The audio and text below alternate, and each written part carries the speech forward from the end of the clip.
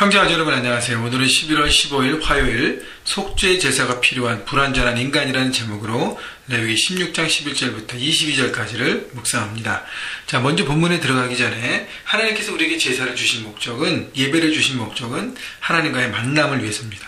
자, 하나님과의 만남. 그래서 인간들에게, 피조물들에게 하나님은 하나님의 마음을 예배를 통해 보여주시고 하나님의 생각을 보여주시고 우리는 그 하나님의 마음을 품고 생각하고 우리가 어떻게 살아가야 될 것인가를 이렇게 만남을 통해서 깨닫고 삶 가운데 살아가는 것이죠. 그래서 늘 하나님 안에 거하는 삶, 그것이 예배를 통해서 하나님께서 이루고자 하시는 부분인데 거기에 가장 큰 걸림돌은 인간의 죄악이었습니다. 거룩한 하나님과 죄악을 가진 인간은 만날 수가 없습니다. 그래서 인간이 죄악된 모습으로 하나님 앞에 나갈 수 없기 때문에 그 모든 해결 방법을 하나님은 속죄 제사를 통해서 그 길을 주신 것이죠. 그래서 그 인간의 모든 죄악과 부정한 부분들이 정결케 돼서 그 거룩한 모습으로 하나님 앞에 설 때만 하나님과 만남이 이루어집니다.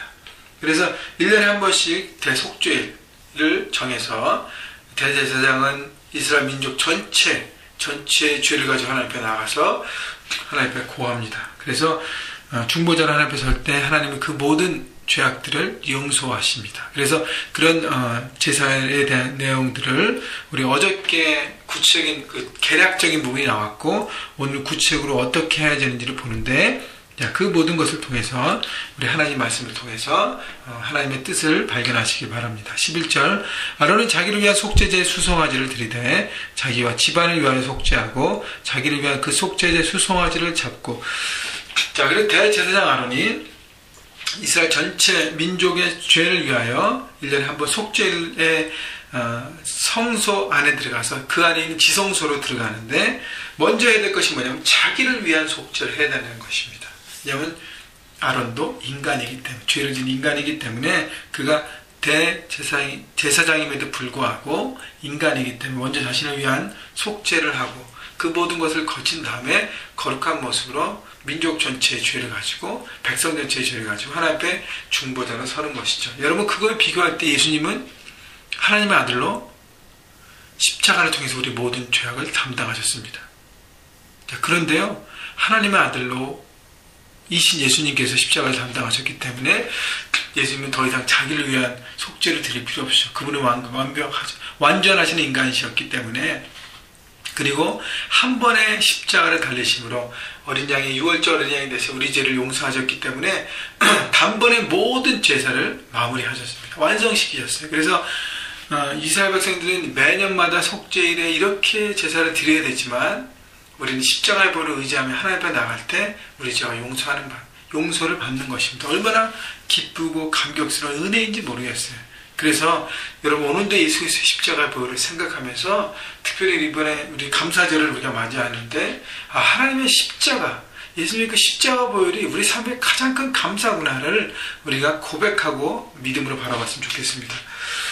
자, 자기를 위해서 송아지를 먼저 잡고 12절 향로를 가져다가 여호와 앞에 제단 위에서 피운 불을 그것에 채우고 또 곱게 간 향기로운 향을 두 손에 채워가지고 휘장 안에 들어가서 여호와 앞에서 분향하여 향연으로 증거계 위 속죄소를 가리게 할지니 그리하면 그가 죽지 아니할 것이며.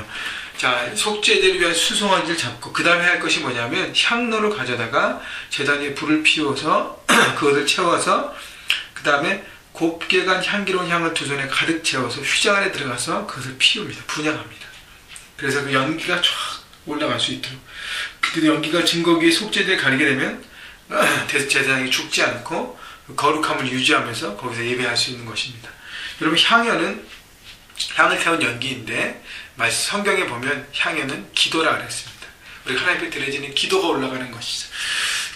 그래서 속죄의 시작은요 향연, 바로 하나님 앞에 회개 기도하는 것이죠. 내 마음을 돌이키는 기도. 하나님, 내가 잘못된 삶의 방향으로 살았습니다.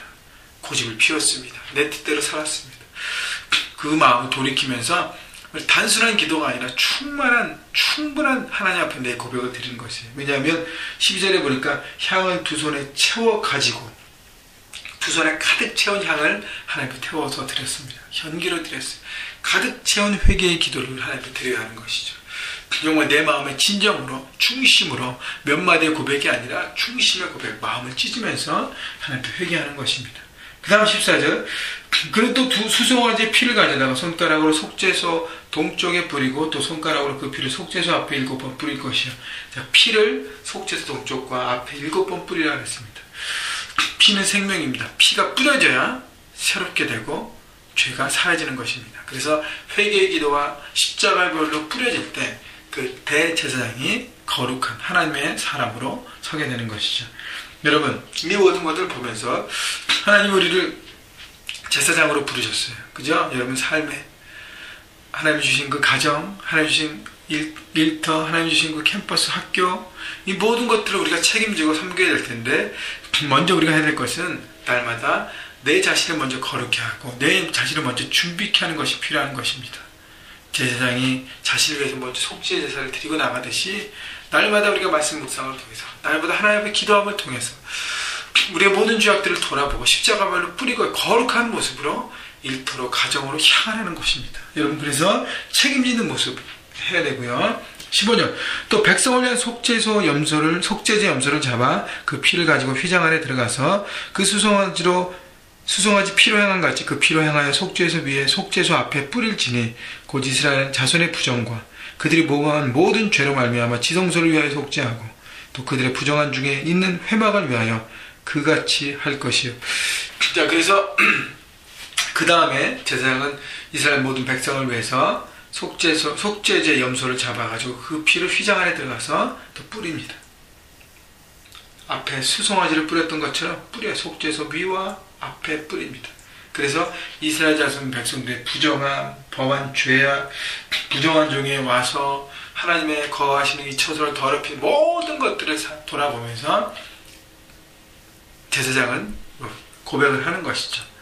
자, 근데요, 17절 보세요. 그가 지성소에 속죄하러 들어가서 자기와 그의 집안과 이스라엘 온 회중을 위하여 속죄하고 나오기까지는 누구든지 회막에 있지 못할 것이며, 그 지성소에, 그 성막에, 그 성소에 하나님 예배하는 그곳에 아무도 거기 있을 수가 없었습니다. 오픈지 혼자, 대제사장 혼자만 그 안에 있어서 그 모든 제사를 마무리했다는 것이죠. 바로 하나님과 인간 사이의 중보자로 제사장은 그 일들을 외로이 그 일들을 홀로 감당했다는 것입니다. 바로 예수님께서 십자가를 지실 때 아무도 그 십자가를 따라오실 수 없었어요. 예수님이 혼자서 십자가를 담당하시고 홀로 우리에게 새롭고 산 길을 주셨어요. 그래서 영원한 대제사장, 예수님만이 영원한 중보자가 되십니다.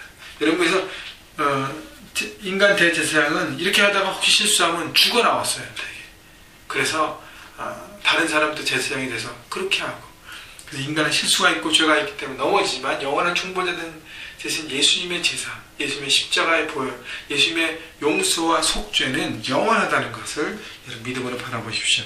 그 다음에 제단에다 피를 뿌린 다음에 20절. 그 지성소와 회막과 제단을 위하여 속죄하기를 마친 후에 살아있는 염소를 들이되 아론은 그의 두 손으로 살아있는 염소의 머리에 안수하여 이스라엘 자손의 모든 불의와 그 범한 죄를 아뢰고 그 죄를 염소의 머리에 두어 미리 정한 사람에게 맡겨 광야로 보낼지리. 여기서 한 마리 염소를 잡아서 제사를 드리고 한 마리는 산채로, 21절에 보면 아론이 그의 두 손으로 살아있는 염소의 머리에 안수한다 그랬습니다. 두 손으로 안수한다는 것은 이스라엘의 모든 죄악이 이 염소, 이 제물에 전가되는 것이죠.